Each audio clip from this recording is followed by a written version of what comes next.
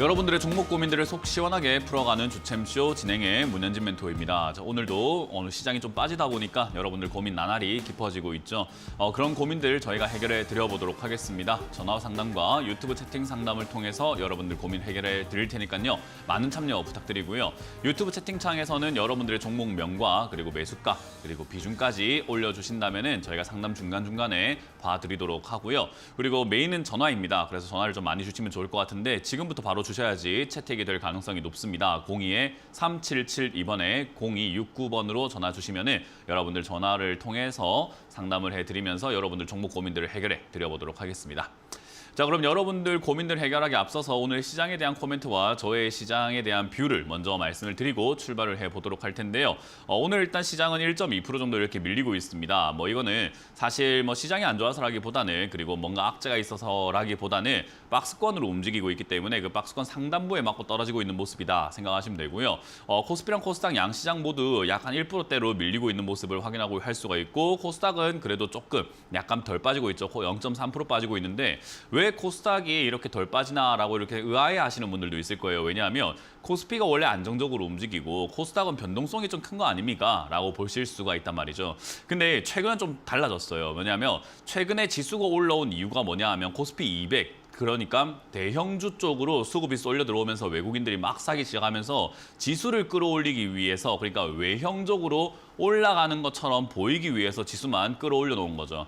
이렇게 올라온 이유는 호재가 있어서도 아니고 악재가 있어서도 아닙니다. 그냥 기대감 하나만으로 박스권 상단부까지는 그냥 끌고 올라가도 괜찮은 자리이기 때문에 그래요. 근데 이 박스권 상단부를 뚫는다라는 것은요, 또 다른 이야기입니다. 뚫으려면은 힘이 필요하다는 거죠. 뚫는다는 말 표현 자체가 뭔가 쉽게 그냥 지나가는 느낌은 아니죠. 뚫는다라는 것은 뭔가 인파를 뚫고 들어간다라는 것도 인파 속을 헤집고 내가 비집고 들어갈 힘이 있어야 될 것이고 그리고 어떤 우리가 비닐 랩을 뚫는다 하더라도 그냥 지나가서는 안 될 겁니다. 뭔가 뾰족한 걸로 뚫어내야 된다라는 거잖아요.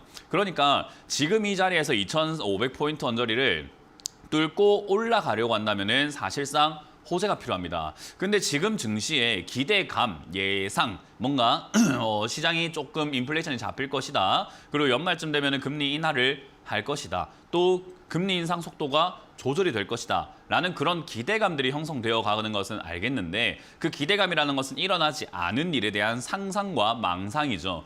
그러면 이제 그런 상태에서 뚫을 만한 호재는 뭐가 있느냐라고 하면은 사실상 지금 미국도 우리나라도 기업의 실적이 반토막 또는 적자가 나오고 있는 상태가 만들어지고 있습니다. 특히나 삼성전자는 주말 동안 뉴스를 보신 분들은 아시겠지만 반도체 부분 적자가 나오고 올해 상반기 그러니까 1분기에는 조 단위의 적자가 예상이 된다라고 하고 있죠. 재고가 그만큼 많이 쌓여 있고 팔리질 않기 때문이에요. 자, 그렇다는 말은 그런 내용들이 지금 도사리고 있는 상태에서 그리고 고금리가 유지가 되면 될수록 부동산 리스크와 금융 리스크가 동시에 취약해져 가는 상태에서 사실상 이 금리를 나중에 연말이 되었든 또는 빠르게 되어서 연말 또는 느려서는 내년 한 초중순에 내린다고 한들 그 1년 동안에 버티는 동안에 어떤 일이 일어날지는 아무도 모르는데 좋은 일이 일어나기보다는 고금리로 인해서 안 좋은 일들이 더 많이 일어날 수 있다는 거죠. 만약에 이 TV를 보고 계시는 분들 중에서 내가 주식 공부를 좀 했어요, 경제 공부를 했어요 하시는 분들 중에서 이 고금리가 약 1년 정도 유지가 됐을 때 일어날 수 있는 좋은 일을 말씀해달라고 하면 아마 말씀하실 수 있는 분들이 별로 없을 겁니다. 지금 이 고금리는 안 좋은 내용들이 점점 예고가 되어 있고 예견이 될 수 있는 내용이라는 거죠. 자, 그렇다는 말은 현실적으로 일어날 것은 안 좋은 내용들인데 시장은 자꾸 기대를 하고 있죠. 그래서 이렇게 이야기를 하는 거죠. 지금 시장은 동상이몽이다. 주가가 올라가는 이런 형태가 경제를 바라보았을 때 큰 경제와 시스템을 바라보면은 약간 리스크가 있는데도 불구하고 시장은 그냥 막연한 기대를 하고 있습니다. 그럼 연준 입장에서는 이게 반가울까 아니면 반갑지 않을까라고 한다면요. 반갑죠. 왜냐하면 연준이라고 하는 이 기관은요. 주가를 방어해주는 수호자 같은 그런 역할을 하는 기관이 아닙니다.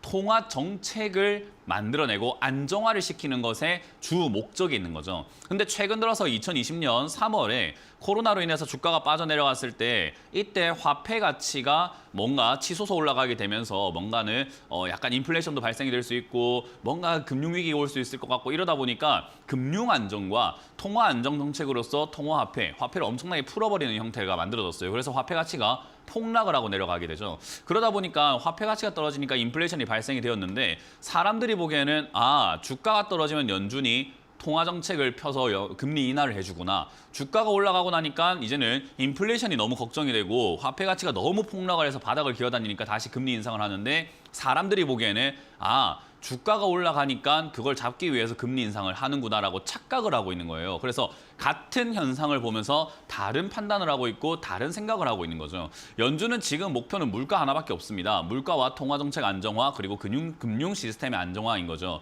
근데 그 문제는 자국 우선주의라고 해서 미국만 잘 살면 된다라는 정책을 펴고 있습니다. 그 말은 사실 우리나라 입장에서는 별로 반가운 입장은 아니라는 거죠. 더군다나 중국의 경제 성장이 지금 다시 또 올라갈 거라고 하지만 중국의 금융 시스템 자체는 거의 붕괴 직전이라는 것을 많은 분들이 모르고 계세요. 그래서 소비가 다시 성장하면 예전처럼 그냥 어제와 같은 오늘로 중국이 성장하겠지라고 생각하지만 작년에 여러분들 기억하실 겁니다. 헝다그룹이 무너지면서부터 지금 중국의 부동산 시장과 인프라 시장 그리고 금융 시스템들이 붕괴 직전이에요. 그러니까 오늘 박살난다고 하더라도 이상한 일이 아니라는 거죠. 그거를 해결할 수 있는 능력이 있는가? 제가 보기엔 지금 중국이 그런 능력이 조금 부족해 보입니다. 그래서 그런 것들을 감안해 볼 때 사람들은 기대감이 생겨나가고 있는 것은 표면적으로 보고 있고요. 심층적으로 들어가 보면은 같은 현상을 보면서 같은 지표를 보면서 저기 미국과 중국과 한국, 우리 자본가들은 또 다른 생각을 하고 있다는 것을 우리가 명심을 해야 돼요. 그러면 이 지수가 올라오고 있는 것은 우리가 생각 한번 해볼 때 단순 기대감으로 이렇게 올라오게 되었고요. 기대감으로 올라올 때 우리 개인들이 하는 생각이 뭐죠? 어제 살 걸입니다. 어제 살 걸 저 문현진 말 안 듣고 내가 샀으면 수익이 얼마일까? 뭐 이런 생각을 하시는 분들도 많지만 그거는 시간이 지나고 난 다음에 시간이 지나니까 이렇게 올라오고 난 다음에 보여지는 보고 나니까 어제 살 거리라고 하는 간사한 생각이에요. 그래서 저는 이렇게 이야기합니다. 저는 시간을 다시 돌려서 차트를 이렇게 만들어서 다시 돌려놨다고 하더라도 저는 살 생각이 없습니다. 이렇게 올라온 상태에서도 살 생각이 없습니다라고 이야기를 하죠. 왜냐? 저 자리는 지금 봐도 저는 사야 될 자리가 아니었다라고 보여지고 지금까지 그게 꾸역꾸역 그런 상태로 올라왔을 뿐인 거죠. 꾸역꾸역 올라올 때 기대감들이 형성되면서 개인들은 어제 살 걸 하고 있는 거고 그런 TV 방송에서 하는 전망들을 보면서 어제 샀어야 됐구나. 그러면 지금이라도 사야 되구나 하면서 계속해서 따라 붙고 있고 그리고 수급의 함정. 항상 뒷북친다라는 거죠. 외국인들이 샀으니까 나는 사야 되겠다 이렇게 생각하는데 만약에 외국인들이 오늘부터 팔면 여러분들은 물리는 겁니다.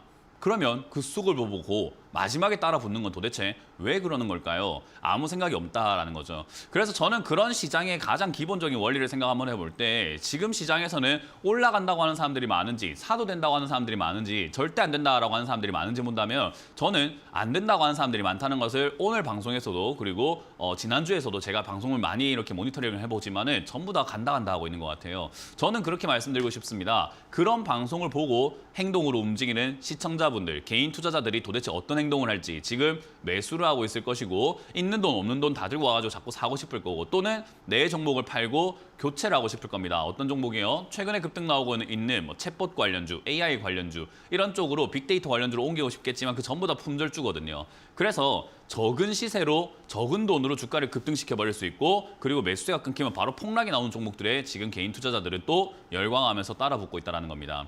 더군다나 또 대형주가 올라가지만 내 종목은 가지 않고 있는데 그게 바닥인 줄 알고 내 종목도 가겠지라는 하나의 희망을 품으며 자꾸 사고 있는데 저는 그렇게 경고하고 싶습니다. 만약에 여러분들이 매수를 하고 싶다면 박스권 하단부를 확인을 하고 사도 늦지 않다라는 거예요. 저는 여기서 추가 하락이 좀 나와서 저점을 깰 거라고 생각을 계속 하고 있지만요. 지금 이렇게 자리를 올려놓은 상태에서 저점을 깬다면 조금 충격적인 악재가 나와야 되는데 그렇지 않다면 이제 박스권으로 움직이면서 2200포인트를 바닥을 만들 가능성이 보입니다. 그러면 2200포인트까지 왔을 때 악재가 발생되는지 안 되는지를 좀 체크 한번 해보면서 여기서 매수에 임해도 좋다라는 거죠. 그래서 많은 분들께서 이렇게 생각을 해요. 절대 평생 사지 마라라고 문현진 멘토는 이야기를 하는 건가가 아니라 사도 되는 시기인 것 같고 바닥을 만든 시기는 맞는 것 같으나 이왕이면 좀 더 유리한 자리에 사도 좋지 않느냐는 거죠. 왜? 하루 이틀 기다린 게 아니라 1, 2년을 기다려왔는데 그거 일주일, 한 달, 두 달 이거 못 기다려가지고 여기서 지금 왜 그러는지 전 잘 모르겠습니다. 그냥 기다리면은 충분히 메리트 좋은 자리에서 싸게 살 수 있거든요. 그리고 안전하게 살 수 있거든요. 그래서 저는 현금 들고 기다리는 것이 가장 좋다. 그리고 종목 교체 굳이 할 이유가 없다. 혹여나 여러분들 들고 있는 종목들이 잡주라 가지고 급등이 나와서 본전 근처나 수익권의 근처에 와 있다면 저는 매도하는 것이 좋다라고 말씀을 드리고 싶고요. 기대가 큰 만큼 실망은 큰 법입니다. 지금 연준에 대한 기대가 굉장히 큰데요. 연준은 단 한 번도 시장을 위해서 일을 한 적이 없습니다. 그러니까 결국은 이번에도 물가가 우선이다라는 이야기를 할 거고, 그러면 예상을 했던 것보다는 알고는 있었지만, 원래 그런 연준인 건 알고 있었지만 너무 기대가 컸기 때문에 그게 실망으로 변질되면서 저는 주가 변동성이 생길 거라고 보고 있습니다. 그때 어떤 변화와 어떤 이야기가 나오는지를 보면서 매수 타이밍을 잡아도 늦지 않다라고 다시 한 번 더 여러분들께 조언을 강력하게 드리고 싶은 겁니다. 자, 어찌됐든 저는 지금은요, 절대로 경거망동해서는 안 된다라고 이야기를 하죠. 함부로 움직여서는 안 된다라는 이야기예요. 그래서 지금은 조금 더 지켜보고 해도 충분히 괜찮으니까 걱정하지 마시고 현금 들고 기다리시고 내 종목 굳이 손절할 이유까지는 없습니다. 팔 수 있는 조건에 부합한 종목들만 정리하는 관점으로 해서 지금 여러분들 들고 있는 종목이 바닥을 잡았을 때 추가 매수를 해도 좋은 종목인가, 아니면 이 종목은 그냥 쳐다도 보면 안 되는 종목인가를 같이 판단하는 시간을 지금부터 가져보도록 하겠습니다. 자, 전화를 받아보도록 할게요. 전화 받습니다. 여보세요? 여보세요? 네, 안녕하세요. 문현진 멘토입니다. 수고하십니다. 네, 어떤 게 궁금하세요? SK 바이오사이언스입니다. SK 바이오사이언스고요. 매수가랑 비중이요? 11만 1,000원입니다. 11만 1,000원의 비중은요? 10%입니다. 10%요? 일단 바이오주는요.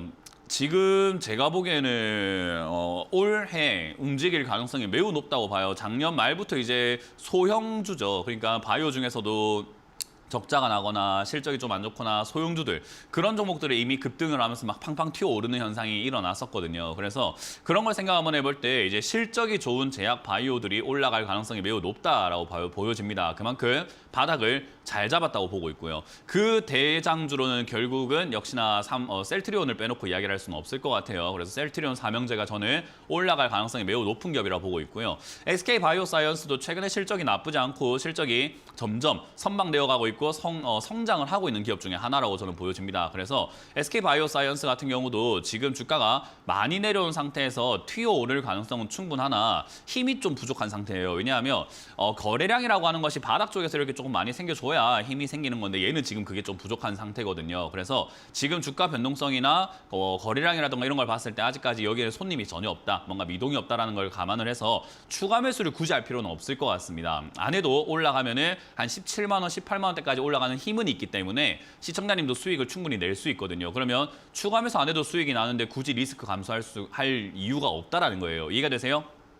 예. 네, 그래서 저는 지금은 그냥 그대로 홀딩하시면 될 것 같고, 올해 중에는 얘는 수익권으로 도달하는 시기가 한번 올 것 같습니다. 그래서 이거는 그렇게까지 걱정할 필요는 없고요. 추가 매수가 제일 고민이었겠지만 그건 안 된다라고 말씀드리고 싶고, 혹여나 만약 이 7만 원대에서 자리를 잡으면서 거래량이 지금 이 종목 기준으로 생각을 한번 해볼 때는 거래량이 최소한 100만 주, 200만 주 정도는 나와줘야 거래가 좀 많이 생겼구나라고 볼 수 있을 것 같아요. 그래서 한 200만 주 정도 이렇게 발생되는 날이 온다면 그로부터 조금 시간이 지나면 200만 주 발생되고 주가가 떨어질 겁니다. 그때 추가 매수를 좀 하는 게 좋다라고 저는 말씀을 드리고 싶어요.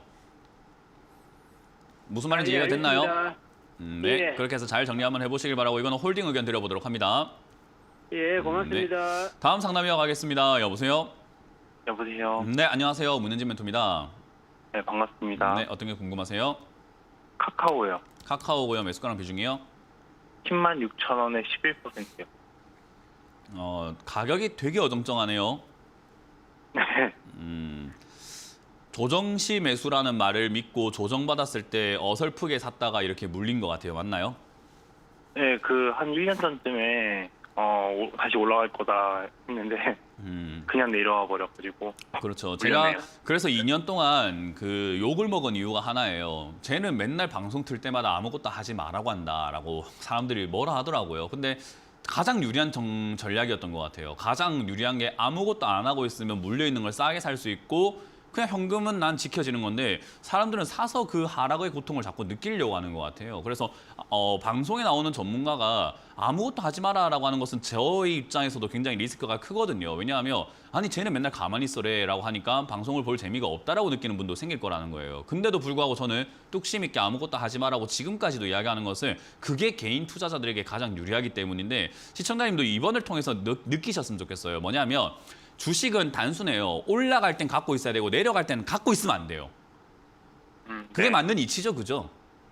이거는 네네. 초등학생한테 물어봐도 맞네요라고 할 거예요. 맞지 않습니까? 네. 올라갈 때는 갖고 있어야 되는 게 맞는데 내려갈 땐 갖고 있으면 안 돼요. 그럼 주식을 갖고 있지 말라는 말은 뭘 갖고 있어야 되는 말입니까? 현금이요. 맞아요. 그냥 그렇게 해야 된다는 걸 다음번 투자할 때는 꼭 느끼셨으면 좋겠어요. 왜냐하면 주가는 올랐다가 내려갔다를 평생토록 반복을 할 거기 때문에 내려갈 때만 피하면 우리는 상승만 취할 수 있으니까 평생 동안 수익을 낼 수 있다는 거 아니에요. 그죠? 그 네. 원리를 빨리 깨달아야 돼요. 그래서 그 원리와 타이밍을 깨닫는데 공부를 조금 이렇게 많이 하시면 좋겠고요.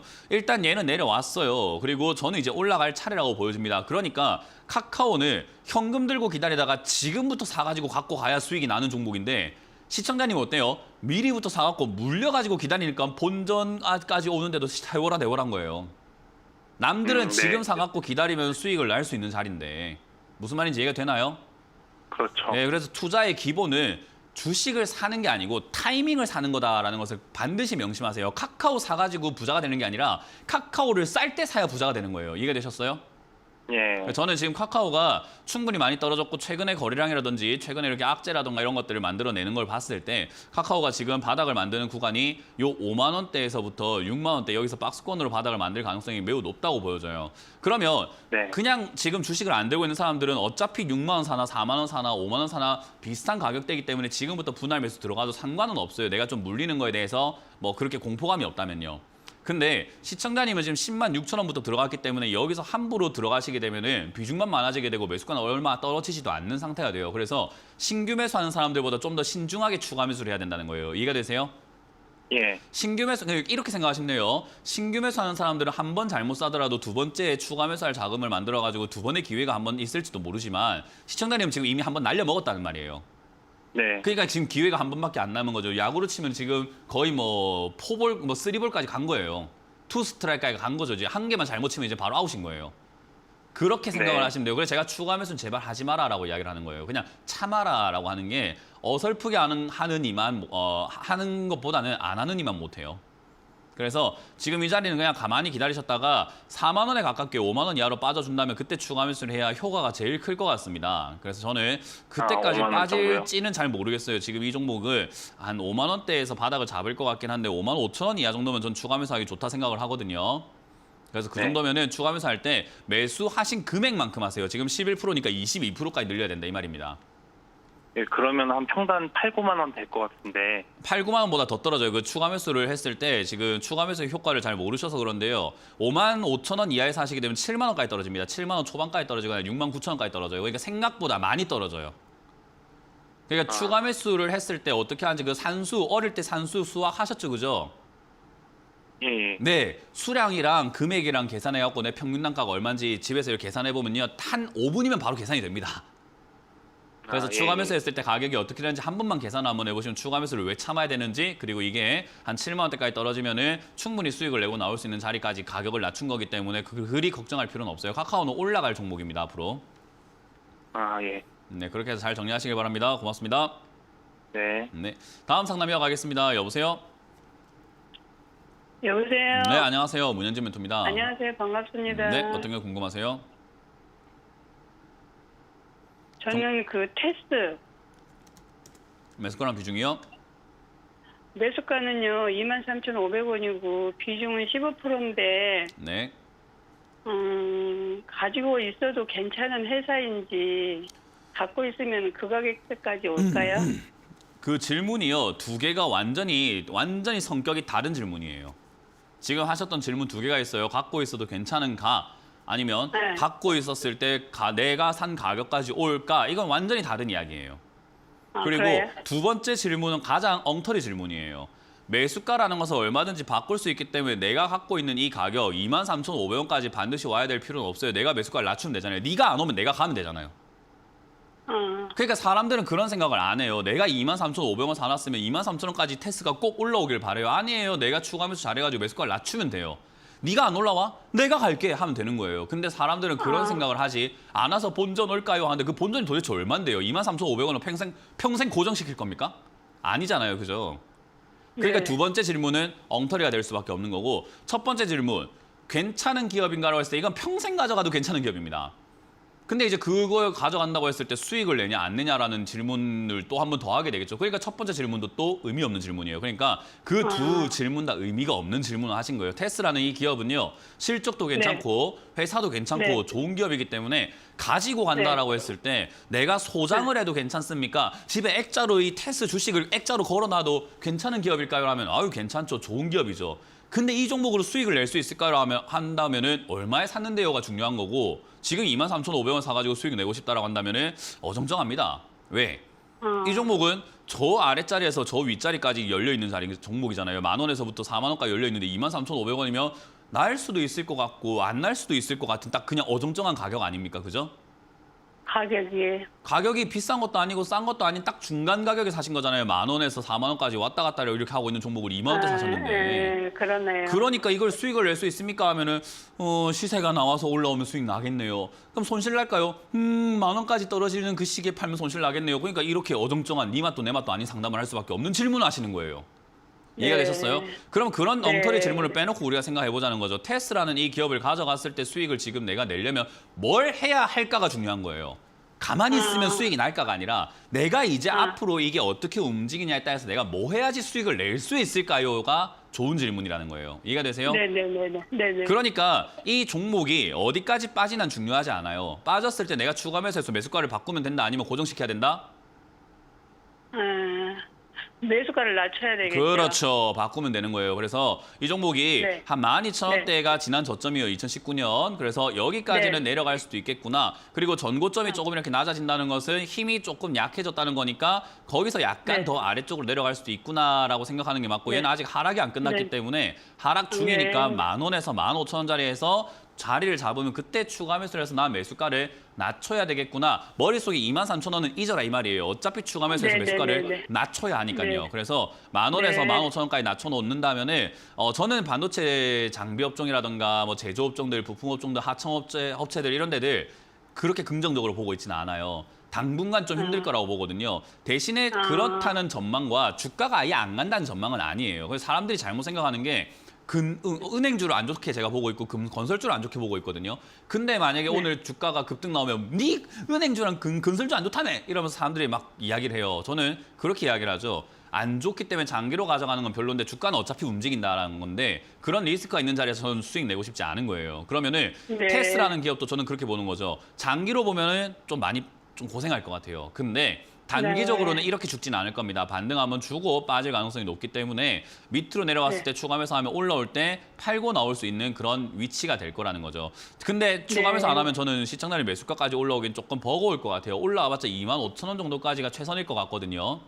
네. 그 말은 내려왔을 때 내가 뭘 하느냐에 따라서 이게 탈출이 가능할 수도 있고 또 물려가지고 네. 본전도 안 온 상태에서 본전도 안 왔어요 할 수가 있는 거예요. 그러니까 오늘부터는 올까요? 본전 올까요? 이게 어떻게 될까요? 가져가도 될까요? 라는 그런 무기력한 질문하지 마시고 내가 뭐 할지만 생각을 해보자는 거죠. 그래서 저는 네. 10,000원에서 15,000원까지 내려왔을 때 추가 매수하는 것이 좋다. 그러면 10,000원에 가깝게 하는 게 제일 좋겠죠. 그죠? 그래서 이거는 네. 충분히 기다렸다가 한다면 떨어지고 바닥 잡아야 네. 되니까 6개월 정도 기다렸다가 6개월 뒤에 10,000원에서 15,000원 사이 자리 잡으면 그때 추가 매수하시거나 그때 고민이 된다면 전화 주시면 돼요. 예. 그렇게 하시길 바랍니다. 고맙습니다. 네, 네. 감사합니다. 다음 상담 이어가겠습니다. 여보세요? 여보세요? 네, 안녕하세요. 문현진 멘토입니다. 네. 감사합니다. 팬입니다. 네. 아유, 감사합니다. 어떤 게 궁금하세요? 예, CJEN은이고요. 네. 98,000원에 10% 있는데요. 98,000원에 10%. 예, 근데 지금 우리 멘토님 말씀 지금 내가 내 설명을 듣고 있는데 지금 이제 2,500포인트 찍고 이제 앞으로 좀 내려갈 일이 좀 있는 것 같는데 이거를 팔고 다시 사는 거는 어떨런지. 제 생각이 만약에 100% 맞고 완전히 반드시 일어나는 일이라면 그렇게 하는 게 맞겠죠. 근데 저도 그렇게 일어날지 안 일어날지 알까요? 모를까요?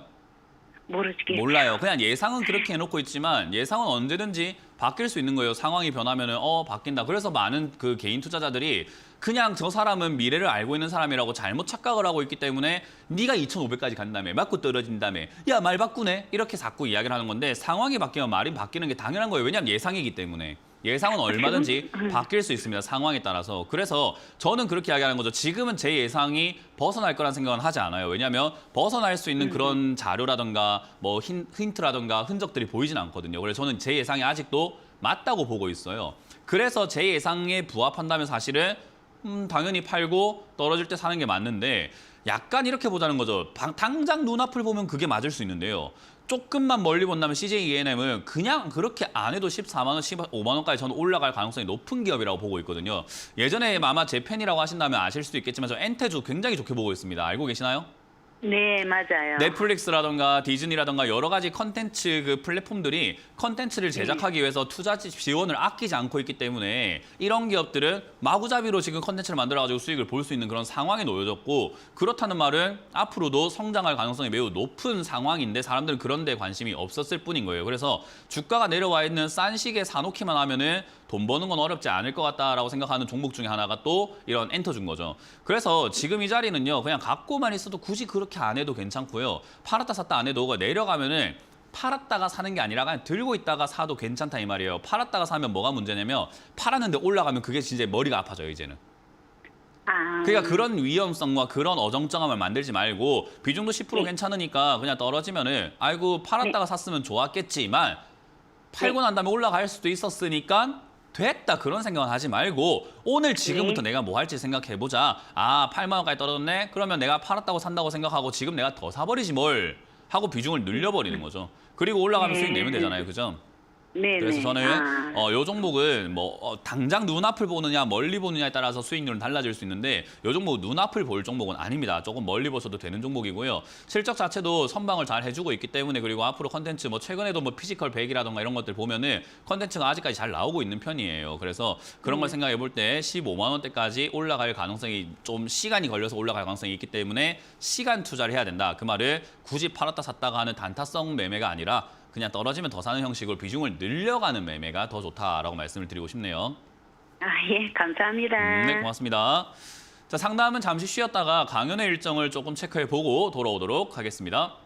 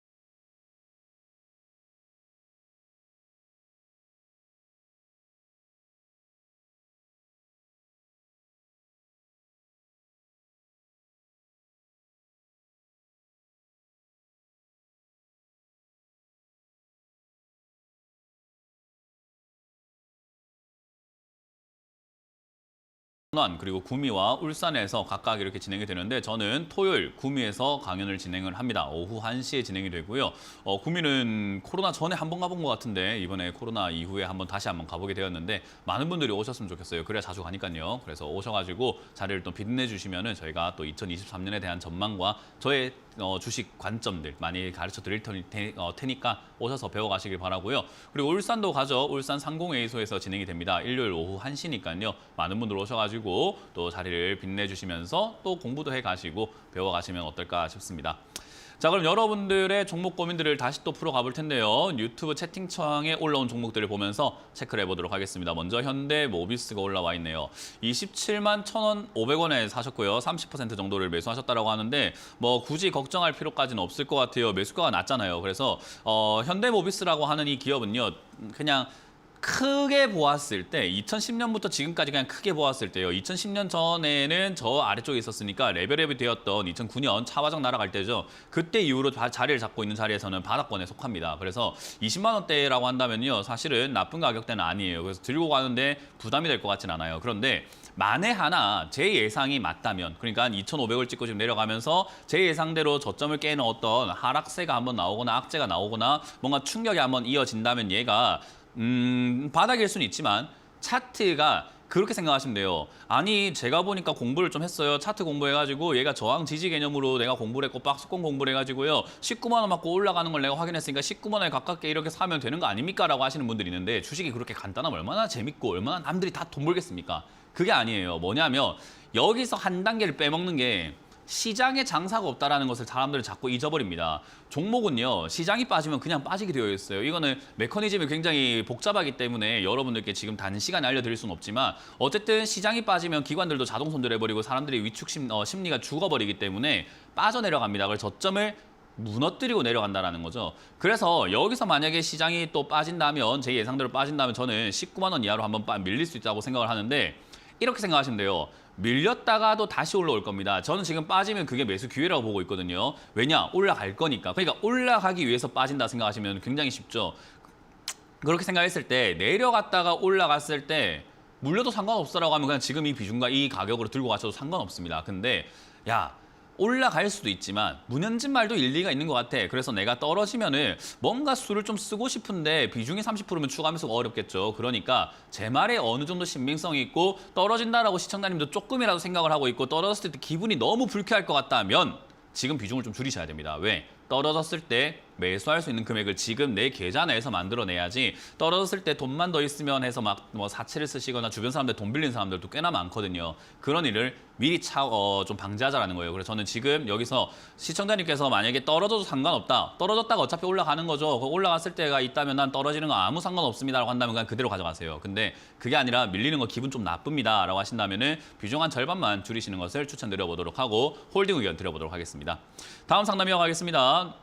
채팅창에 올라온 종목을 보도록 하고요. AP 시스템입니다. AP 시스템을 22,700원에 매수를 하셨네요. 15%인데요. AP 시스템도 지금 보시면은 2018년 이후로 만들어졌던 그 바닥 자리가 무너진 자리예요.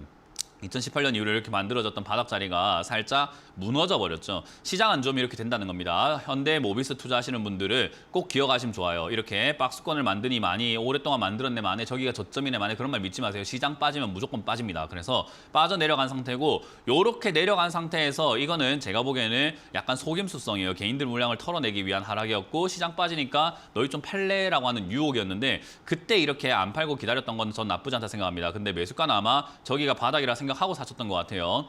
자, 어쨌든 그렇게 해서 당했고, 그리고 난 다음에 이제 올라갈 가능성이 매우 높아졌죠. 이때 아까 현대모비스처럼 30% 비중이었으면 추가 매수하기가 부담스러운데 지금은 15%니까 어때요? 덜 부담스럽죠. 그래서 이 기업은 지금 자체로만 봤을 때 실적도 나쁘지 않고 선방하고 있고요. 그리고 뭐 여러 가지 장비 업종이나 이런 건 전 나쁘게 보고 있지만 다행스럽게도 뭐 저는 LED라던가 그런 LCD 이런 디스플레이 관련 장비를 만들거나 디스플레이 산업은 앞으로 성장할 가능성이 높다고 봅니다. 그래서 그쪽을 생각 한번 해볼 때 얘는 여기가 매수의 기회가 될 것이다 생각합니다. 대신에 조금 더 기다렸다 샀으면 좋겠다는 거죠. 왜? 시장이 아직까지 저는 조금 불안하게 보고 있기 때문에. 만약 다른 전문가들에게 상담했다면 오늘 사라 했을지도 모르겠지만 저는 지금 제가 시장을 불안하게 보고 있는데 여러분들께 지금 사라면 거짓말이 되는 거잖아요. 그렇기 때문에 저는 솔직하게 말씀을 드리면 시장 너무 불안합니다. 그래서 조금 기다렸다가 16,000원에 가깝게 떨어지면 그때 추가 매수를 고민 한번 해보자. 이거는 추가 매수가 필요한 종목이고 하면 유리한 종목이다. 그리고 가져가야 된다라는 전략을 드려보고 싶습니다. 자, 다음 상담은 전화로 한번 이어가 보도록 하겠습니다. 전화를 받아봅니다. 여보세요? 여보세요? 네, 안녕하세요. 문현진 멘토입니다. 네, 정말 반갑습니다. 네. 어떤 게 궁금하세요? 네. 동서요. 동서고요. 매수가랑 동서 비중이요? 24,000원에 15%요. 24,000원에 4,000원. 15%요. 일단 동서 뭐 나쁘지 않습니다. 실적도 괜찮고 뭐 식품 포장 네. 이런 거 하고 있고 식품 만들고 뭐 이런 거 하고 있는 건 뭐 다들 알고 계실 거예요. 그래서 뭐 딱히 나쁘다라고 하기엔 좀 힘든데 좋다라고 하기도 좀 애매해요, 이 기업은. 그래서 뭐 나쁘지 않다라는 것과 좋다라는 이야기는 다른 내용인 건 알고 계시죠? 우리가 뭐 네네. 인간 사회에 살아가면서 인간 세상에서 이야기를 하면서 좋다라는 것과 나쁘지 않다라는 건 완전히 맥락이 다른 거거든요. 그러니까 이 동서라는 기업은 나쁘진 않아요. 근데 좋은지 모르겠어요. 그러니까 수익을 낼 수 있는 기업인가 하면 잘 모르겠어요. 가지고 갔을 때 안전한 기업입니까? 예, 괜찮긴 해요. 네. 근데 우리가 원하는 건 수익이잖아요. 그러면 수익을 낼 수 있는 기업이어야 되는데 얘는 거품 만들었다 빠지는 기업이라 가지고 사실상 여기서 막 올라가기가 힘들어요. 그러니까 쉽게 생각하면은 해먹었다 이렇게 생각하시면 돼요. 우리 왜 고깃집 같은 거 숯불 갈비집 같은 데 가보면 숯불 이렇게 넣어주나요 처음에, 그죠? 예. 거기다가 갈비 구워 먹고 나면 갈비 기름 다 떨어져 가지고 이제 숯이 어떻게 돼요? 하얀 재가 돼가지고 이제 열은 나는데 하얀 예. 재가 되어 있잖아요. 거기다가 불 붙인다고 불이 다시 붙어요? 안 되잖아요. 그럼 다시 그 숯을 바꾼다든지 불을 바꿔야 다시 활활 타오를 거 아닙니까? 얘가 그래요. 숯이 들어왔고 고기 구워 먹었고 다 타가지고 재가 돼가 있는 이 상태에서 이제 뭐가 필요합니까? 또 새로운 숯이 들어올 때까지 시청자님 뭐 해야 되냐면 기다려야 돼요. 고기 못 구워 먹어요 이제. 고기 구워 먹는다는 게 수익이라고 한다면 지금 시청자님은 고기 구워 먹기 위해서 숯이 들어올 때까지 기다려야 돼요. 그러니까 제가 좋은지 모르겠다라고 하는 거예요. 왜냐하면 그렇게까지 오래 기다려가지고 수익을 내야 되는데 아니 숯 들어오는 거 기다리고 있으면 그 반찬만 먹고 있을 겁니까? 물만 마시고 있을 겁니까? 뭐 할 겁니까? 식당 나가든가 해야지. 그러니까 이 종목은 사실은 메리트가 별로 없다라는 거예요. 어쨌든 이 자리에서 흔들 겁니다. 아래쪽에서 주가는 뭐 보시면 알겠지만 일직선으로 움직이는 주가는 없어요. 결국은 항상 파도처럼 움직이게 되는데 그 파도의 윗단계에서 매도하고 나오는 게 맞는 거예요. 그래서 저는 개인적으로 이게 일시 급등이 나와가지고 22,000원대, 3,000원대까지 올라온다면은 시간 벌기 위해서 매도하시는 게 어떨까? 종목 교체가 낫지 않을까라는 전략을 드려보고 싶고요. 만에 하나 시청자님께서 나는 그 샀다 팔았다가 너무 귀찮아요. 장기 투자하면 안 돼요? 라고 하신다면 괜찮습니다. 장기 투자하신다면은 숯 들어올 때까지 그냥 요 장기 투자한다 생각하고 그 식당에서 대화를 해도 되고 아니면 뒤에 그냥 긴 의자에 누워가지고 자도 되잖아요. 그죠? 예. 다음 숯 넣어줄 때까지. 그러니까 그때까지는 그냥 포기해버리고 그냥 기다려버리는 게 맞아요. 그러면은 17,000원대까지 떨어지면 그때 추가 매수를 할 걸 고민하고 추가 매수 한다고 하더라도 한참 걸릴 겁니다. 왜? 숯이 안 들어왔는데 고기 추가 주문한다고 고기 구워집니까? 그 말이에요. 그러니까 개념을 그렇게 비유로 이해하면 쉬워요. 되게 오래 걸릴 거란 이 말이에요. 그러니까 시간 벌려면은 올라올 때 팔아버리는 게 어떻냐 이 말이에요. 네. 그래서 저는 잔불에 고기 구워 먹고 나오자 이 말이 그런 겁니다. 반등 때 나오자. 잘 정리하시길 바랍니다. 고맙습니다. 교체 의견 드려보도록 할게요. 네. 네. 다음 상담 이어가겠습니다. 여보세요? 여보세요? 네, 안녕하세요. 문현진 멘토입니다. 예, 수고 많습니다. 네, 어떤 게 궁금하세요? 신세계 인터내셔널 신세계 42,500원에 30%. 42,500원. 2,500원. 꽤 오래 들고 계시고 물렸네요. 예, 오래 들고 있었. 한참 딱 고점에 샀네요. 그렇습니다. 일단 다행히 얘 실적 좋아지고 있어요. 그죠? 예. 정말 다행인 거예요. 고점에 물렸는데 실적 안 좋아진 기업을 사면요. 탈출이 진짜 불가능하다라고 말할 정도로 진짜 힘들거든요. 그거는. 근데 예. 실적이 좋아지는데 주가가 빠져 있다라는 말은 저평가 당하고 있다라는 거예요. 저평가라는 게 별거 없어요. 저평가를 우리가 찾기 위해서 노력을 하고 저평가 우량주 찾으려고 뭐 책도 읽고 공부도 하고 뭐 PBR, PER 보고 뭐 이렇게 노력하잖아요. 그죠? 예, 예. 전 단언컨대 그런 헛수고 필요 없다고 생각합니다. 뭐냐면 돈 버는데 주가 안 가면 그게 저평가예요.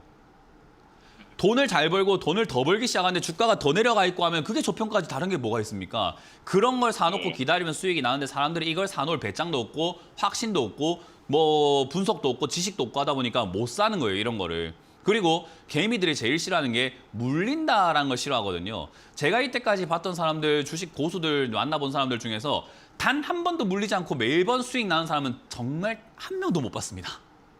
예. 전부 다 수익을 내기 위해서 물려요. 심지어 손정희 소프트뱅크 회장도 워렌 버핏도 어떤 종목이 사면 반토막까지 물렸다가 추가 매수해서 올라올 때 수익을 내는 게 기본적인 투자라고 했는데 개미들은 그렇게 물렸다가 추가 매수하는 걸 그냥 싫어하더라고요. 투자의 고수들도 그걸 당연하게 생각하고 있고 그렇게 해야 수익이 난다고 알고 있는데 그게 수익을 내는 원천이라고 생각하는데도 개인 투자자들은 그냥 물리는 게 싫어요. 그래요. 사실 신세계 인터내셔널을 물려도 괜찮은 기업이에요. 그리고 안타까운 건 고점에 사서 물렸다는 거고 사실 저점에 사서 지금부터 사고 조금 빠진다 하더라도 아무 문제가 없는 기업인 거죠. 그래서 이것도 아까 상담했을 때 이야기처럼 카카오처럼요. 지금 사면 참 신규 매수할 때 편한 기업이긴 한데 추가 매수하는 사람은 좀 다른 이야기가 됩니다. 비중도 너무 많거든요. 그래서 예. 사실상 이 종목은 저는 개인적으로 이 24,000원짜리가 바닥인지 아닌지를 좀 더 명확하게 확인을 해야 추가 매수를 좀 할 수 있지 않을까 싶고요. 시장이 빠져가지고 혹여나 일시적으로 충격을 받아서 2만 원 이하로 빠진다면 그거는 주저하지 말고 추가 매수를 조금 과감하게 하셔야 될 것 같아요. 비중 한 50% 이상까지요. 그래서 소비가 어쨌든 줄어들고 있고 경기 침체가 오고 있지만 사람들이 지금 보복 소비라든지 명품 소비 이런 것들은 늘어나고 있거든요. 그래서 그런 것들을 감안해 볼 때 얘가 빠진다고 하더라도 다시 상승할 가능성은 매우 높아요. 그 변동을 이용을 해야 됩니다. 그래서 지금 빠져내려간다면은 기회가 될 것이고 빠져내려가지 않는다면 24,000원대에서 확실하게 바닥을 잡는지를 좀 더 명확하게 봐야 되니까 최소한 6개월 정도는 지켜봐야 돼요. 예. 그래서 그렇게 가져가시면 되는 기업이기 때문에 굳이 손절하지 마시고 추가 매수를 서두르지 말자라는 전략만 드려보도록 할게요. 그냥 가져가세요, 이거는. 예, 알겠습니다. 네. 고맙습니다. 다음 상담 이어가겠습니다. 여보세요? 여보세요? 네, 안녕하세요. 문현진 멘토입니다. 어떤 게 궁금하세요? 일동제약 90%고요. 31,000원이요. 90%에 31,000원요? 90%에 31,000원요? 50%요. 50%요? 네네. 31,000원에 50%요. 왜 50%나 사셨죠? 욕심이었죠? 그냥 뭐 돈 좀 많이 사면 많이 벌 수 있겠다는 욕심 아니었을까요? 아니 저기 저 12월 초에 샀는데요. 12월 5일인가? 네. 그때 시원호기 제약에서 그거 네, 떠들고요. 무슨 말 하시는지 제가 지금 잘 전화 상태가 좋지 않아가지고 뭐 죄송합니다. 지금 잘 못 들었어요. 일단 제가 봤을 때는 이건 욕심이 좀 과했어요. 뭐든 간에. 그리고 일동제약과 같은 이런 기업의 가장 큰 단점이 뉴스는 풀풀 남기고 있는데 하고 있는 일은 없다 이 말이에요. 그런 걸 우리는 그 일상생활에서 하는 일이 없으면서 자기가 굉장히 좋은 차 타고 다니면서 사업가인 것처럼 하면 우리는 그 사람들을 뭐라고 부르나요? 아무 일도 안 하고 백수인데 맨날 옷 뭐 멋지게 입고 나가가지고 사업하는 사람인 것 마냥 나가가지고 사람들한테 막 그렇게 이야기하고 막 뭐 내가 이렇게 투자하는 사람이야. 내 시계 봐봐. 이게 시계가 얼마짜리인 줄 알아. 그런 사람들 보면 우리는 그런 사람들 보고 뭐라고 지칭을 하나요? 말씀해 보세요. 뭐라고 하죠? 글쎄요. 글쎄요예요? 친구가 백수인데 그냥 아무것도 안 하고 원룸 살고 있는데 시청자님한테 내가 사업한다. 야, 내가 사업해하고 지금 돈 엄청나게 벌고 있다. 한 달에 막 뭐 10억씩 벌고 있다. 야, 그래서 그런데 니한테 좀 투자 좀 받을까 하는데 이번에 내 진짜 좋은 사업이 하나가 있거든. 그러니까 나한테 한 투자 좀 해줘봐. 한 1억만 투자해볼 생각이 어떻노라면 우리는 그런 사람들 뭐라고 부르냐고요. 허당이겠죠 뭐. 허당 아니면 사기꾼이라 부르잖아요. 얘가 지금 그런 꼴이잖아요. 하는 거 아무것도 없고 실적 적자나고 있고 500억씩 날리고 있는 그런 기업이 지금 신약 개발이니 뭐니 이런 이야기로 지금 사람들에게 투자를 받고 있는 거예요. 이런 기업이 허당이죠. 그런 걸 지금 이렇게 욕심을 부리면서 살만한 정도의 저는 메리트가 있었을까? 저는 잘 모르겠네요. 이게 투자의 기본인지 아닌지는 전 잘 모르겠습니다. 그냥 삶의 지혜가 주식에 그대로 접목이 되어야 되는데 사람들은 주식이 뭔가 좀 어렵다라고 생각하고 뭔가 벽이 있다 생각하고 엄청난 지식이 필요할 거다 생각을 하고 있어서 그런 건지 아니면 너무 신비롭게 보고 있어서 그런 건지 삶의 지혜가 있으심에도 불구하고 이런 투자를 하시더라라는 거죠. 일동제약과 일동홀딩스는 지금 개인 투자자들 계좌에 들어있으면 안 되는 기업 중에 하나예요. 그래서 저는 지금 이거는 정말 잘못된 투자라고 계시구나. 투자라고 하기는 어렵고 투기를 하고 계시구나라고 딱 집어 말씀드리고 싶은 거고요. 지금 여기서는 저는 단기적으로 급락이 나오면은 주식의 원리상 아무리 안 좋은 기업도 급락이 나오면 급등이 동시 동반하는 경우가 많아요. 그래서 제가 방송에서 이런 이야기를 하죠. 급등과 급락은 친구다라고 이야기를 하거든요. 그래서 급락이 나오면 지가 좋든 안 좋든 급등이 나오는 경우가 많기 때문에 다음 상승 때에 본전이든 본전이 아니든 손실을 조금 만회시키는 선 또는 본전에 가까운 본전에서 또는 정말 운이 좋아서 수익이 약간이라도 난다면 어쨌든 뭐든 반등 나올 때 빨리 매도하시고 나오신 다음에 이런 투자 안 하시는 걸 추천드려보도록 하겠습니다. 고맙습니다. 다음 상담 이어가겠습니다. 여보세요? 네, 여보세요. 네, 안녕하세요. 문현진 멘토입니다. 네, 수고하십니다. 네, 어떤 게 궁금하세요? 저기 원준요. 다시 말씀해 주세요. 원준. 원준. 준. 네. 네. 매수가랑 비중이요? 31,550원에 13%요. 31,550원에 13%요. 예. 일단 뭐 가져가시는 데는 큰 문제는 없는데요. 수익 내는 거는 조금 포기하셔야 될 것 같고요. 시간 좀 많이 걸릴 겁니다. 일단 제일 중요한 건 이렇게 장기적으로 봐야 되는 기업들을 신규 상장주를 샀을 때 문제가 생기고요. 신규로 상장이 된 기업들을 그 신규 상장된 가격 근처에 사면 문제가 생겨요. 실제로 우리 삼성생명 하면 원중보다 좋은 기업일까요? 안 좋은 기업일까요? 좋은 기업이요. 당연히 좋은 기업이죠. 삼성생명도 어쨌든 주식시장에 처음 등장했었던 적이 있었을 거 아닙니까? 그죠? 네. 네, 삼성생명이 처음 등장했던 시절의 차트를 한번 보여드릴게요. 주식시장에 처음 상장됐을 때의 차트 모양입니다. 이렇게 상장이 되어서 자 보시면은 여기 앞쪽을 보시면은 상장이 되어가지고 주가가 어떻게 했냐면은 움직여요.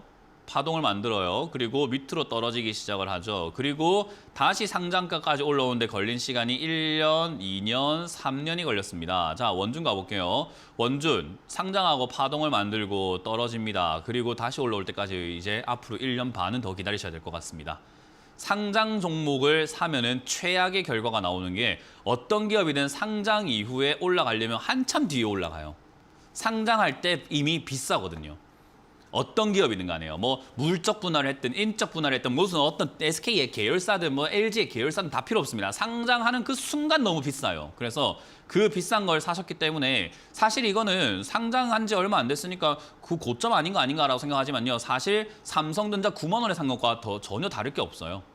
완전 급등한 거거든요. 그래서 이거는 사실은 좀 탈출하기가 매우 버겁다. 어찌됐든 2차전지 관련주는 아직까지 테마가 살아있고 급등락을 계속 반복할 수 있기 때문에 얘가 통통 튀어오르는 맛은 있을 거라는 거죠. 그리고 주식수가 그렇게 많은 편은 아니기 때문에 시세를 냈을 때 아마 2만 6, 7천 원까지는 반등이 나올 가능성이 있습니다. 대신에 추가 매수하기에는 얘가 여기서 바닥이라는 증거가 없고 힌트가 없기 때문에 추가 매수는 안 하는 게 좀 더 유리할 것 같고 한다면 저는 15,000원에서 2만 원까지 좀 더 예의주시하면서 충분히 뜸을 들이다가 여기가 이제 바닥이 맞는가 보다, 이제 더 이상 안 떨어지는가 보다라는 것을 시청자님이 판단하셔야 되고 그게 안 된다면 다른 사람들에게 여러 명 물어봐가지고 진짜 안 떨어질 것 같다는 확신이 들었을 때 해야 되거든요. 그거는 제가 봤을 때 3개월에서 6개월입니다. 이것도. 그래서 충분히 기다렸다가 추가 매수 고민하시거든 15,000원대에서 가깝게 추가 매수 하시면 되겠고 아니면 2만 5, 6천 원까지 혹여나 반등이 일시적으로 나와준다면 고민하지 말고 저는 매도하는 것이 좋다. 시간도 벌고 기회를 얻는다라고 말씀드려보고 싶습니다.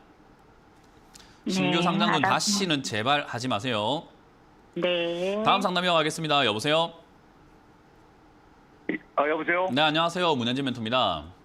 예, 반갑습니다. 네, 어떤 게 궁금하세요? 금호석유 17만 3천 원에 20%입니다. 17만 3천 원에 20%요? 예. 일단 금호석유는 바닥을 잡은 편이에요. 그래서 얘는 올라갈 가능성이 매우 높다라고 보여집니다. 뭐 물론 최근에 예. 유가 하락이 좀 있었는데 지금 뭐 많은 사람들이 이야기하지만 유가가 다시 $100까지 올라갈 것이다라고 이야기를 하고 있고 저도 유가는 다시 올라올 거라고 봐요. 왜냐하면 중국이 소비가 다시 증가가 되면서 유가 수요가 좀 증가할 것이라고 보고 있거든요. 그래서 아마 이제 유가는 저는 다시 상승세가 나올 거라고 보는데 과거만큼 폭등이 나올 건가 하면 그건 아닐 것 같아요. 그래서 그거는 이제 통화 정책이라던가 이런 것들로 인해 가지고 그리고 달러가 지금 이제 너무 강세로 갔다가 약세로 돌아서고 그리고 그럼에도 불구하고 아직까지는 강한 편이기 때문에 그런 걸 생각 한번 해보면 과거만큼 유가 폭등이 일어날 것 같지는 않고 다시 상승세에서 상승 평준화라고 해야 될까요? 상향 평준화죠. 그러니까 상향해 놓고 약간 거기서 평준화가 될 것 같아요. 그 말은 얘가 과거처럼 눈부신 급등이 나오긴 좀 힘들 것 같고 그냥 일시적으로 유가가 올라간다라는 이런 단순 테마와 뉴스로 인해 가지고 한번 통통 튀면서 우상향을 할 가능성이 있다고 봐요. 그 우상향은 정고점까지는 아닐 가능성이 있습니다. 정고점은 저기는 기대감과 거품으로 만들어진 자리이기 때문에 일반적으로 올라가기 힘들고 제가 보기에는 얘의 고점은 저 상승의 한 절반 정도 한 20만 원대 기껏 올라가봐야 한 20만 원대지 않을까라는 생각을 한번 해봐요. 그래서 저는 이거 그냥 그대로 홀딩하셨다가 20만 원 목표가 잡고 그냥 들고 가신다면은 별로 어려울 것 같진 않아요. 근데 유가가 생각보다 안 올라가고 잡힐 수도 있겠죠. 밑으로 빠진다든지 또는 뭐 기름을 뭐 갑자기 감산 안 하고 엄청나게 많이 뽑아낸다든지 이러면은 갑자기 기름값이 폭락할 수도 있는 거잖아요. 그런 반대 상황이 만약에 일어난다면 제가 지금 오늘 했던 이야기만 믿고 있으면 안 되고 그 상황에 맞춰서 전략을 바꿔야 될까요? 그대로 가져가야 될까요? 바꿔야 되겠죠. 그렇죠. 네. 그게 사람들은 자꾸 말 바꾼다라는 그런 이야기를 하는 거예요. 말 바꾸는 게 아니고 상황이 변한 거죠. 그런 초등학생 같은 생각을 하고 있는 거예요. 생각을 한번 해보면은 단순하게 생각하면 안 돼요. 상황이 변하면 빨리빨리 대처하는 게 우리가 해야 되는 일인 거거든요. 그래서 혹여나 기름값이 떨어진다 하면 저는 그것도 일시적이라고 봅니다. 그럼 일시적으로 빠졌다가 일시적으로 급등 나오면 떨어졌을 때 뭐 하는 게 제일 유리할까요? 손절 아니면 추가 매수?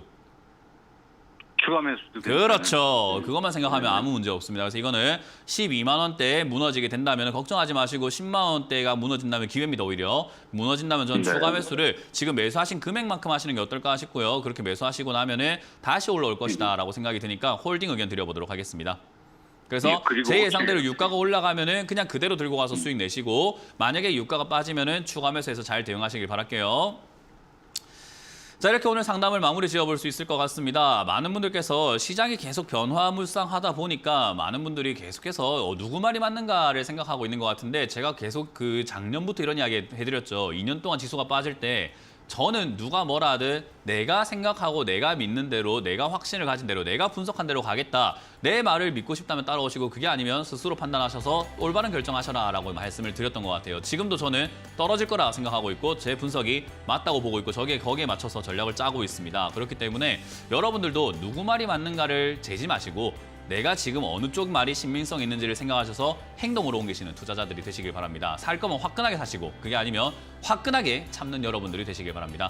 자, 저는 물러가겠습니다. 지금까지 주챔쇼의 문현진 멘토였습니다. 고맙습니다.